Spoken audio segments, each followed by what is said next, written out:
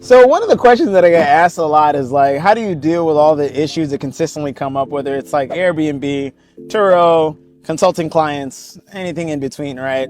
And so I always like to refer back to this story. A gentleman that I know that was going back to work on a property that was in Decatur where we had tenants that were living in the property. They said, hey, look, like things keep falling on our house from the trees that are overgrowing. Can you get someone by to like cut them down? Like, oh yeah, most definitely. I will actually go myself and I'll get someone else to come and help me like cut everything down. So he goes to cut down the tree branches that are falling over onto their side of the property. And while he's in the middle of cutting them with a chainsaw, the ladder that's holding him up swings from under him. He falls to the ground and the chainsaw that he's cutting with creates a gash like all across like his body.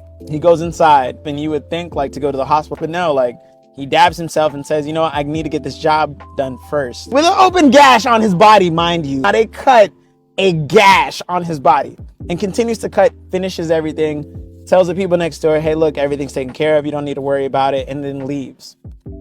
This man is my father.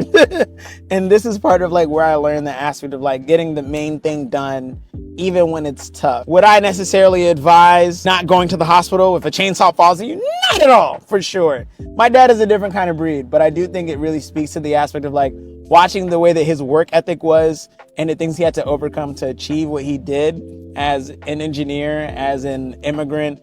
It's something that I respect and I admire, and I don't take it for granted, which is why when I deal with some of the issues that I do, I always take it through the lens of like, I know that anything is possible because someone that had way fewer options to get things done than me did it and got it done with a smile on his face.